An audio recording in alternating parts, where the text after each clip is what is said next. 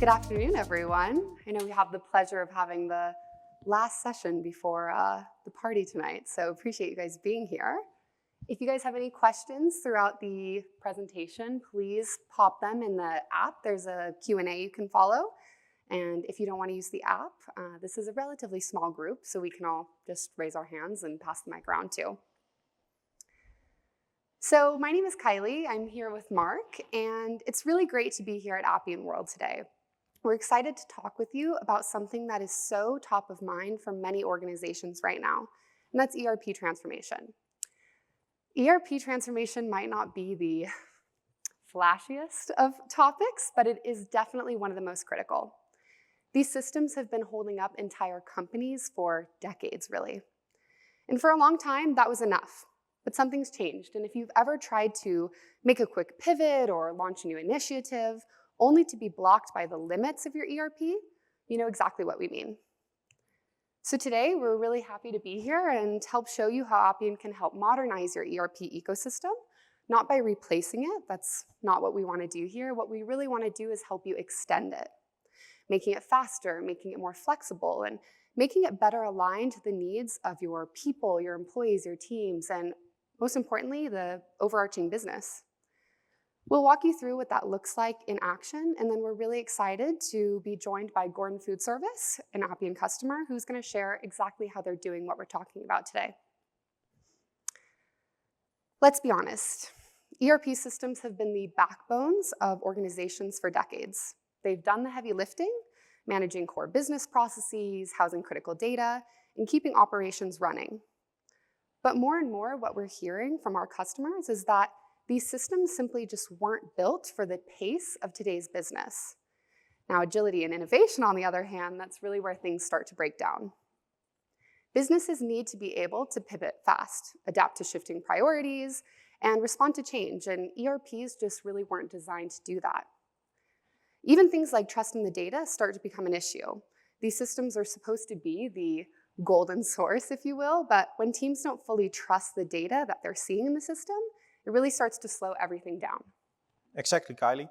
And it's not only about data trust, it's also about the flexibility of that data.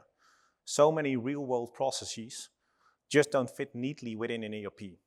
Teams end up building things within spreadsheets, emails, and other systems to cope with what is needed.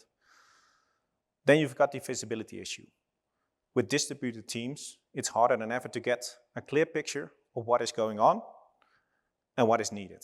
Data is fragmented, some in ERP, some in other systems. And plenty still floating around in those spreadsheets and inboxes. The result? People waste time chasing down information, reconciling reports, trying to piece things together, like a never-ending scavenger hunt. Let's zoom in some of the common ERP challenges we see out there, and we also discussed during the roundtable yesterday, where some of you also attended. First, the data. These systems hold a ton of data, whether it's master data, transactional data, you name it. But turning that data into something that really is usable, that is sometimes a massive effort. Even when the info exists, surfacing in it the way that actually helps businesses, that actually helps the business, makes decision, takes time, effort, and often some serious technical gymnastics. Then there is the speed, or lack of it. ERPs are built for stability, not agility. And that is a problem. Because businesses today need to move fast. They need flexibility to respond to market shifts, regulatory change, but also operational demand. That's where Appian comes in. We don't replace the ERP, we sit above it, giving you the agility you need and let you innovate without disrupting the core. Yeah, exactly. So another challenge we see all the time and hear about from our customers specifically is inconsistency. So different regions or different departments might run the exact same processes, like order management, for example, in completely different ways. And this fragmentation ends up slowing everything down and makes standardization of processes nearly impossible. And you also have all of the work that's happening outside of the ERP system as well. So things like approvals through email, manual tracking, and need I say it, spreadsheets, and conversations in things like Microsoft Teams. It's super disconnected, it's really hard to track, and it introduces a lot of highly unnecessary risk. So teams waste hours reconciling what probably should have happened in the system all along. And this is exactly where Appian can help deliver value, bringing visibility, audit, speed, and a lot of times, and most importantly, compliance across the entirety of the process, even the parts that live outside of the ERP. So what does it actually look like in practice? How do you bring agility without touching the ERP itself? Yeah, so this is really where Appian starts to shine as an orchestration platform that adds value without disrupting what's already working for you and your organization. So your ERP and your other core business systems stay exactly where they are. They are your system of record. We're not trying to replace that because these systems are the systems that are running core business processes like transactions, doing things like accounting and finance. And let's be honest, ERPs weren't built for this rapid change. They're super, super powerful and necessary, but they're not necessarily agile. So instead of customizing them and piling on lots and lots and lots of technical debt, Appian can help add a layer on top, a true agility layer, where innovation can happen without having to touch the foundational systems of record. Exactly. Think about Appian as the control tower, a single pane of glass across your entire operation. It brings everything together, whether it's the process, orchestration, data visibility, and user engagement, all in one place. And this approach couldn't be more timely. If you look at the research reports, only 31% of ECC customers are only starting to move to HANA. For Oracle EBS, it is just 15% that is moving to the cloud. These transitions are complex and take years, but in the meantime, the businesses can't wait. Appian helps you move forward. You can modernize around your ERP, not inside it. That means fewer ERP customizations, less risk, and faster time to value, all while keeping your core systems clean and stable. Yeah, exactly. So let's take a look at how this works when you already have a migration underway. So this visual sums it up, how Appian helps cut through the complexity of modern ERP environments. At the foundation, you've got your core systems. In this case, it's SAP, but you can replace the logos with Oracle, Microsoft, you name them. Running critical functions like the finance, sales and distribution, and materials. These are your systems of records. And for most organizations, they are here to stay for the next decade. Exactly, and a lot of you, potentially in this room, are somewhere in the middle from migrating from SAP ECC to S/4HANA, and we don't need to be the ones to tell you that that is not a small project at all. Appian helps manage that transition, luckily, without slowing down the innovation that you're working towards. So you can continue to drive change without disrupting what's already working for your organization. And this is actually where the agility layer changes the game and where Appian stands out. When you're in the middle of your ERP migration, like moving from ECC to HANA or from ECC to Oracle, or wherever you choose to become your next ERP, the last thing you want to do is disruption. But the business still needs to keep evolving. That's what Appian is enabling. We sit on top of your system of records, SAP, Oracle, and others. And we deliver the innovation now. You don't need to wait for the ERP project to finish. You can start building smarter processes, better user experiences, and faster workflows today. And because Appian is a low-code platform, you're not stuck in a lengthy, long, traditional development cycle. So you can move super fast, you can iterate even faster, adapt easily, and tailor the apps that you're building to match what the business and the employees who will be using them really need. It's also a really smart way to de-risk your ERP migration. So you can start by shifting non-core processes into Appian. That simplifies your SAP footprint, makes the path to S/4HANA cleaner, and reduces the complexity across the board. And the result of this is is pretty outstanding, right? You've got faster time to value, much lower risk, and most importantly, a flexible architecture that supports this ongoing transformation without locking you into those limitations of your core ERP. So at Appian, modernization doesn't have to mean disruption. With Appian, you get both the ability or the agility and the stability. Yes, so let's not only look at how the platform helps you in this transition, but also how Appian itself from its services can help you in your ERP modernization.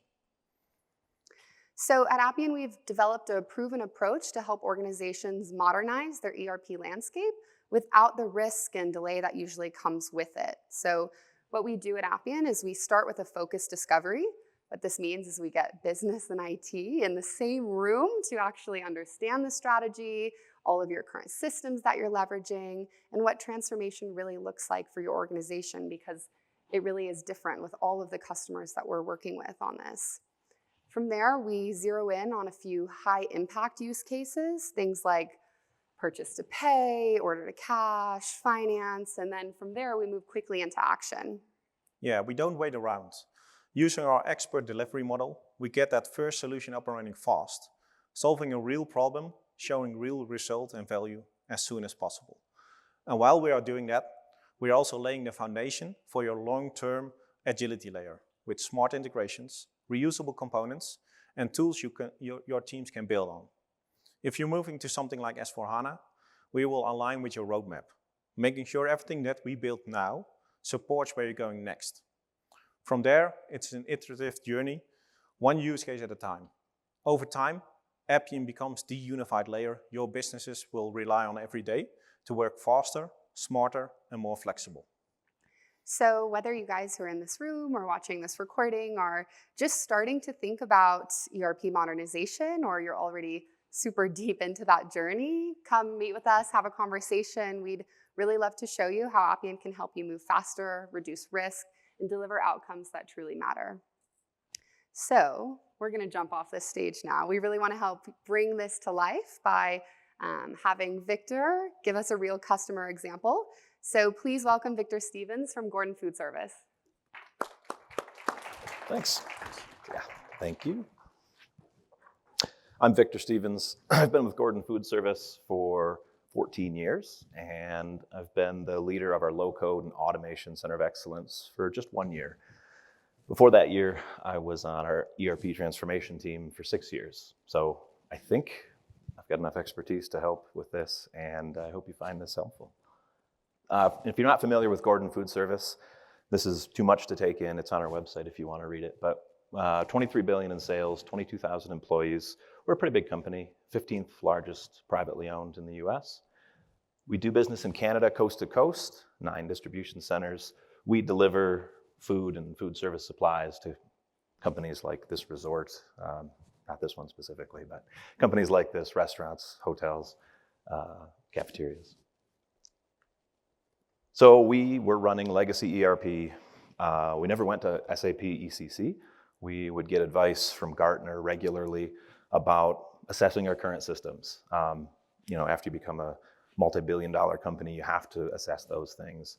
And Gartner would take a look at our current ERPs and kind of give us a lay of the land and how long we were going to make it running what we were running. In Canada, 9 distribution centers, we ran old school AS400, IBM style, very fast, but no integration. Flat files. It is a legacy system. It's newer than a mainframe, but it was pretty old. On our US side, we have 16 distribution centers. We had built that year over year. We were founded in 1897, and we came off the mainframe in the 80s and built this Java stack that was really integrated. Our warehouse management system was in-house. Our procurement system was in-house. Our master data, we built it all and had a huge IT department because of that. That led to 2 companies trying to be North American, and it was inefficient, right? We had 8 ways to punch an order. You could go all over the place, and it wouldn't look the same in both countries. We couldn't get unified reporting. This is the journey that everyone goes through going to a modern ERP system. So we made the jump. Eventually, Gartner said, yeah, you got to go. It's time for the cloud. We went to SAP. This was in 2017, we made the choice. In 2018, we started the project. We host our SAP on GCP. We have master data governance, S4HANA, C4HANA. Not that many other modules. We do our own forecasting. We kept our own WMS. It was performant and high speed and moved to the cloud, even though it's on Java. And centralizing to SAP was going to let us retire 100 other applications. So we're still going to have 100 left, but most of the old clunky ones are going to go away, and we're going on SAP. So that was 2018 we started. We started with Appian parallel to this before it happened in 2017. So it was already in use for a few use cases to work with our vendors on deductions and their contracts. So vendor management is a great use case. That's what started us with Appian. And we called Appian. They gave us a solution, POC, gave us a demo, and it was and knocked it out of the park from there. There were reasons we had to use Appian when we chose SAP. We had public-facing forms, web stuff that we couldn't do in SAP in a seamless way. So Appian very quickly became our choice for putting forms and better interfaces over SAP processes. When we went to SAP, not really related to the Appian side, but we put 40 team members from the business into IT as a dedicated business transformation team. It's a great practice if a business can afford that kind of investment to put business people in the design of SAP. It worked well for us. We had a relatively successful outcome. 6 years of design, build, and deploy. And we did deployments in the last couple of years. The last one was, it feels very recent. It was a year ago or more, but so now we're live. We use SAP. And the top right there, I want to highlight one of the tenets of our program right from the beginning was that we were establishing a stable platform for innovation. We weren't innovating with SAP, and we knew that. It has to run the business, don't mess it up, don't customize too much, and that was a tenet right from the beginning. Appian was an obvious fit, and the longer we put them together, the more we realized this journey that Mark and Kylie described, that it is the agility layer that lets us do better things that are good for our users, good for our revenue, and let SAP be stable and just sit underneath. So I'll go through 3 examples in order of excitement. Master data orchestration was our first use case. We had to put forms in front of our vendors and customers to collect their data and get it into our system. We had a use case after SAP was live that was somewhat urgent, had a kind of quick ROI, and we were able to develop it in 10 to 12 weeks. And the last one is what we've won the Innovation Award for, is our AI-powered sales efficiency tooling. It's more exciting than the others because it uses AI, and it's a good story. Master data, not a fun part of the ERP transformation, but super critical. Do it early, do it well. We had customer intake and supplier setup and product setup. Processes were different by country, and SAP was going to enforce a common data model, but it wasn't going to really help us with the process. So we had to put the process on top, put it through Appian. These were our, other than that initial engagement, these were our next 3 Appian apps: supplier, onboarding, product, and customer. They are in use today. They are performant and really good apps. We didn't have very good data validation, and SAP would validate, but by the time it gets to SAP, it's too late. Who are you going to go and ask to correct it? Your supplier? They gave it to you a week ago. They don't care anymore. They gave you the data, they're done. And same with our customers, right? We do customer setup, click become a customer on our website. We want that form to be complete, done, integrated, and that takes them through Appian. Also, we had a legacy, or a long interim with our legacy systems. We did regional deployments, so you saw that 2+ year timeline.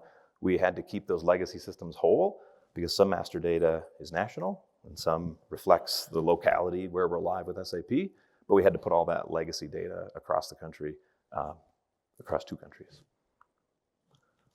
We built these 3 apps. This is the latest stats of how much they're processing for us. We set up a lot of products because we're a distributor. We aren't that much in control of the products. If the vendors make new flavors of ketchup or our customers have new contracted products, if Gaylord Resorts has a new design and logo on their straws, we set it up. This got us to North American processing for each of those 3 lanes, with the appropriate differentiations for taxes and imports and things like that. But we could do that in Appian. It gave us the tooling to get a baseline and then make modifications if necessary. We had to deal with tariffs recently, and we had to know the country of origin for our products. And we had a little bit of data. It wasn't in the workflow, and it became very important very suddenly. And we had it in Appian days after the request, and we're still waiting for it to be fully in the data model for SAP. So if stuff has to be in SAP because it's compliance related or long lasting, we can do our part in Appian much faster than we can in SAP. And if you have things that you can put in your process that don't need the long-term data architecture in SAP, keep it up in Appian. That lets us change what we're doing, change the order of the workflow, automate, and then at the end, if we can still do the same integration to SAP, that's great. Integrations are a super strong area. Maybe we use them too much at GFS, but we will call every system we can to put this data in the right place at the right time. Those integrations are connected systems or web APIs in Appian, and product has 14 because we're putting it in MDG, S4, the legacy systems for both countries, and we're calling third parties to validate data. So integrations have been a huge win for us. We can call out to third parties. We just did a new one with GraphQL, method we hadn't used before. Shopify had a great interface and spec, and we were able to build it in days. Example 2, after SAP was live, we had this request from the business that when we deliver near the holidays, we take off just a few days a year. We don't deliver on Thanksgiving in the US, Christmas, and New Year's. Otherwise, it's 7 days a week, 362 days a year. But on those holidays, we skip the deliveries. But if a customer gets a delivery once a week, well, now they're 2 weeks out. So they need to get it the day before. But what about the customers that are getting deliveries that day? So we have this disruption.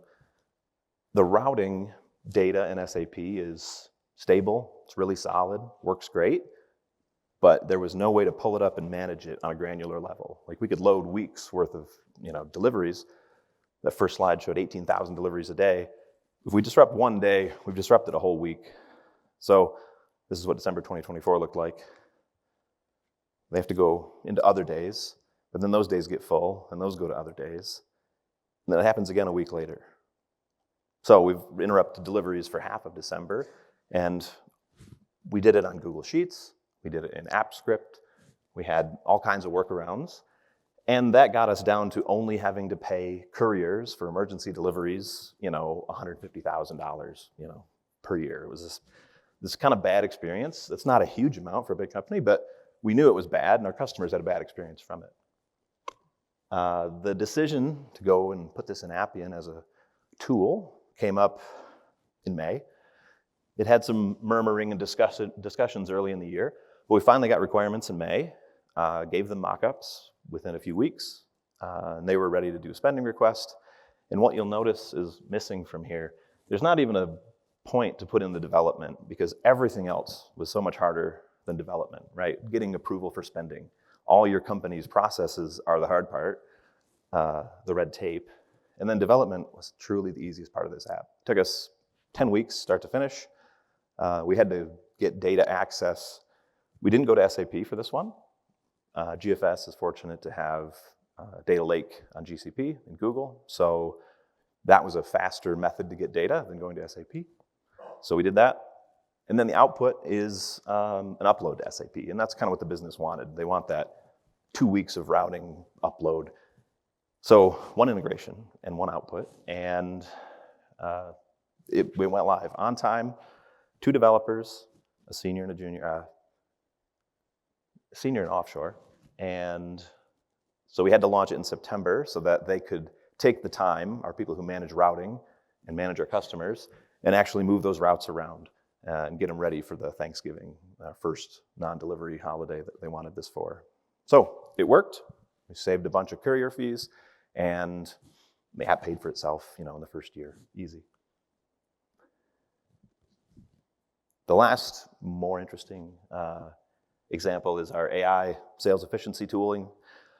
After SAP was live in Canada, which went first, our sales reps lost productivity. Their old systems were pretty customized to their daily work, down to the keystroke, and they had, this custom-tailored system. We gave them a new CRM and new order entry tool in SAP C4. They worked fine, but there's more clicks, more tabs, more screens, and it was a change for those reps. We noticed this in Canada. The sales reps were doing their workarounds. They were heavily reliant on our e-commerce system, where they could go manage a customer's order and kind of, pseudo-submit from the customer's point of view. But it wasn't what they really needed to do. So this is our big win. These are frustrated sales reps. This is how they work: out of their car, on the laptop, sitting outside a restaurant, punching in the last customer's order. They're not real sales reps. They're AI generated. One of our tenets of the ERP program was we wanted to revolutionize the customer experience. And if our sales reps are just a little bit slower, we haven't done that. It's terrible. So we took the labor out of the work that they were doing by putting efficiencies in Appian.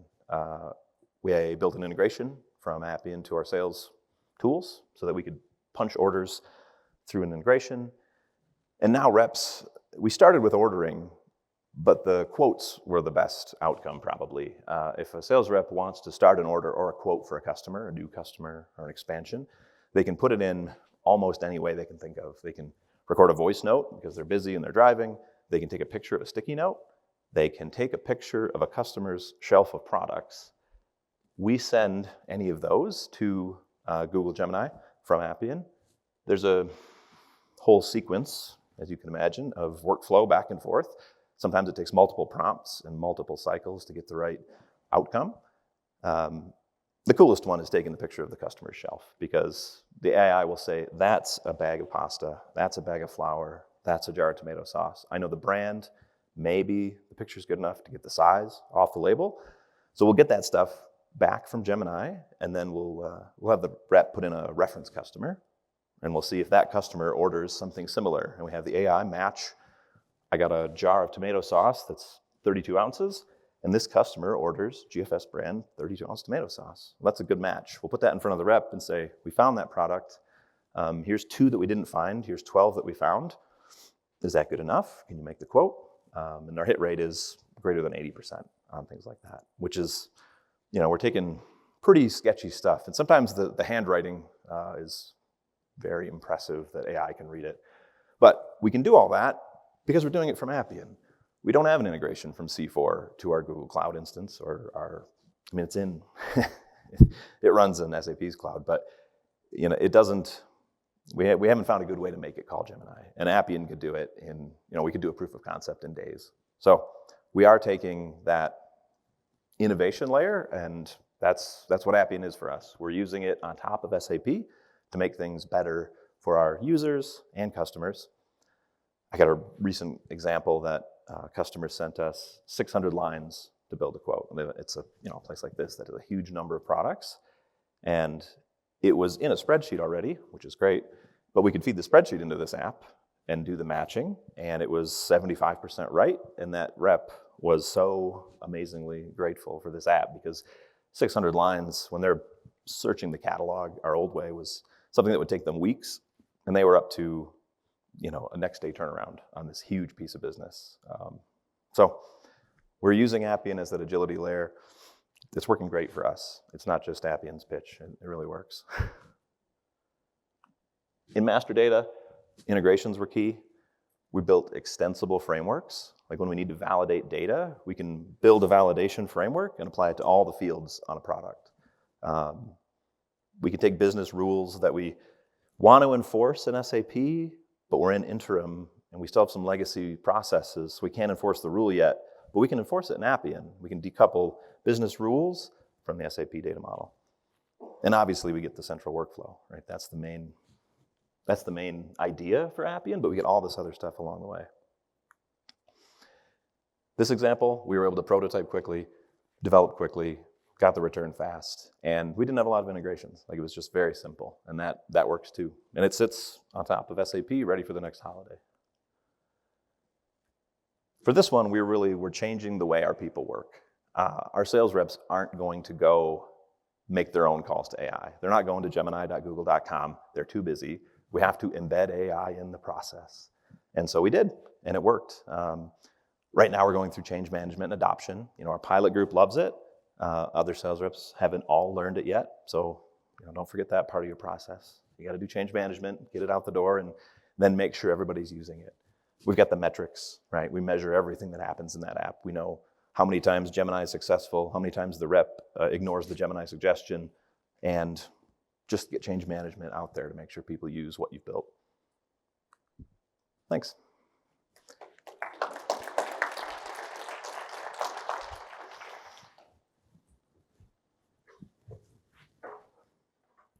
Thanks, Victor. Thanks for sharing that story.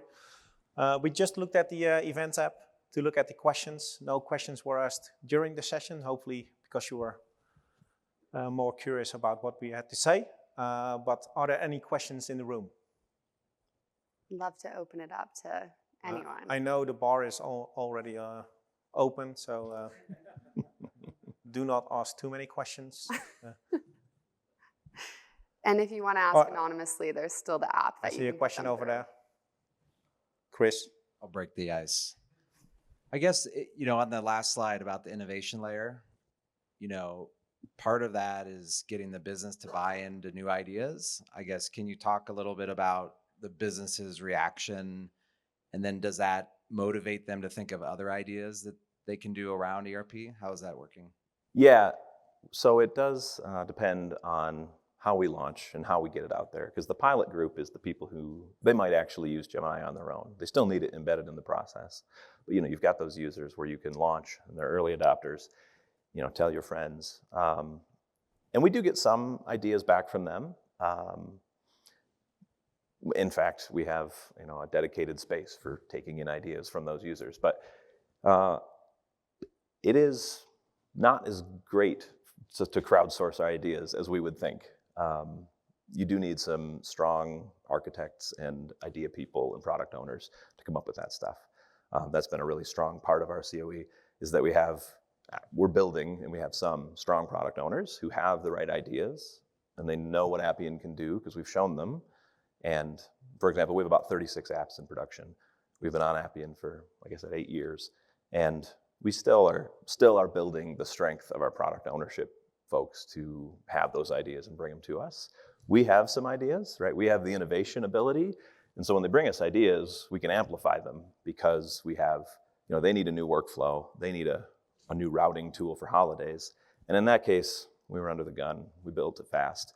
But what we would do, as a next step is put more innovation inside of it. Now it exists. It's really a pretty quick change to say, why don't we let AI reshuffle the routes among the days? That's on our to-do list. Okay, so, yeah. Go ahead. Hello. So, like you were talking about the implementation of SAP on ECC, right? S/4HANA. S/4HANA. So, you may be aware that SAP has their own in-house product, SAP BTP. So, does that act as a comparison or as a competitor to Appian from an agility layer perspective? So when we started, we didn't have BTP, so that was an easy choice back then. But since then, we haven't, other than at the highest levels of IT leadership, we haven't really done the comparison. We think that developing on SAP tools is generally more expensive than developing on Appian, maybe multiples more expensive. So for now, that hasn't come up even as an option for us. Maybe I can add something to that. Yeah. We have a customer out of the UK that is having the same question that you have, and they've decided to have it broken down into two factors. There's simple cases, meaning those processes that only act on top of SAP, they can use BTP for. The moment that it becomes more complex, and you can debate what complex is, but mainly if more systems are being involved, they're using Appian.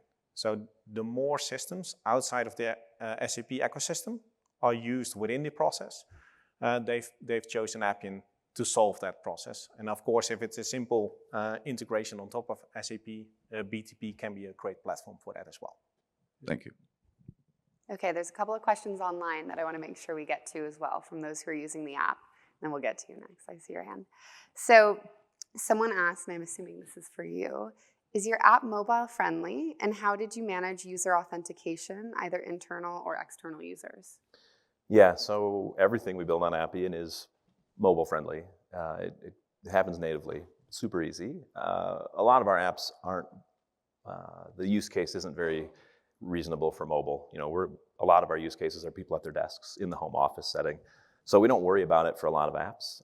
But the sales rep app in particular is native for the phone. Like those folks are always on their phone, only on their phone. So that one, we develop it on the desktop, and then it reconfigures and works great on the app. And then for user management, Gordon Food Service has a pretty robust identity management solution, and that goes from our login. We use SyncUp and Okta. Those are pretty seamless down to our Appian instance where we build groups based on those authorizations in SyncUp. Or Savient is the other one we use. Great. But it's integrated. So we don't do much provisioning of users in Appian at all. Great, we'll go to this gentleman here. So you mentioned your kind of strong product owners and how, you brought the business into this development like really well. And I've seen some of that firsthand with Gordon, but what are some of the methods that you did to enable the product owners into understanding like what Appian is good for, how you can use it, what are the good use cases to use it, how do you enable those? What are some of the methods that you did to enable those product owners? Yeah, part of it is that we are pretty strict on our agile methodology. We use agile development, so we attempt to name a product owner, that someone has to care about this app, so we know who those people are. And then inside GFS, we've done, internal Appian show-off days where we show people what it can do. We go give demos like these or more live demos for the users that aren't familiar with Appian in our business, and we just show it off, and that works. It's like we'll do proofs of concept. We've done app in a day sessions where we find a use case that's kind of marginal. We think it'll work. It's not a huge lift, and we'll go do like a 2-hour sprint and a 30-minute demo and a 2-hour sprint. We'll do that for a day and get them a working prototype. That's been the app in a day thing. People are always very impressed when we've got a mostly functional app at the end of a day or two.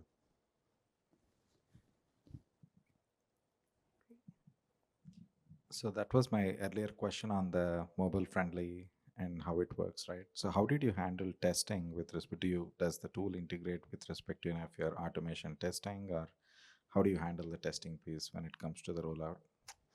So I'll say our technique in testing, Appian has great built-in unit tests, I'll call them. So we know that the functions work all the way through. We have not adopted strong governance in testing. I'll admit that we have that on our to-do list.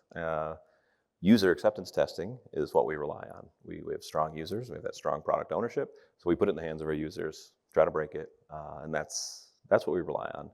We do have one app that is integrated to our automated testing suite, one of our most SAP connected apps, vendor onboarding, and it works, like any testing suite, it's kind of agnostic to the underlay. I think ideally we might use RPA to test our Appian apps. And Appian does have a fitness, sort of a highly compatible built-in testing suite. We don't use that very much, but we've used it before. Cool, we have another question online. So with the multiple processes used across different markets, was there also different data attributes captured? Yeah, so that is, I'm sure that's about products. We do capture different elements for vendors too, like tax IDs, for example. We have different tax IDs for vendors in the US and Canada. And it's a North American process, which means 90% of the fields are the same and 90% of the steps in the process are the same, but then there are those little differences, and we do capture those. Some of them are dictated all the way back into our SAP data model, and some of them we can just let the difference exist in Appian and then store it in SAP, and SAP can be a little bit agnostic to the difference, as long as it's flexible.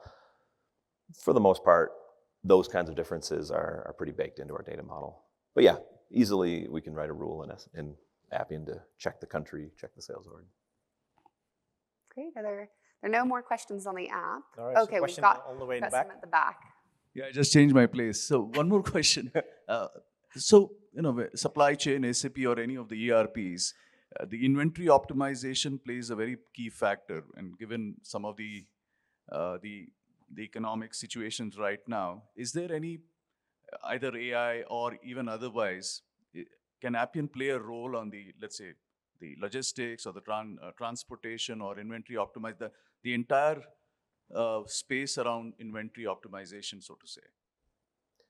You take that one? Yeah, I can take one. Simple answer is yes. And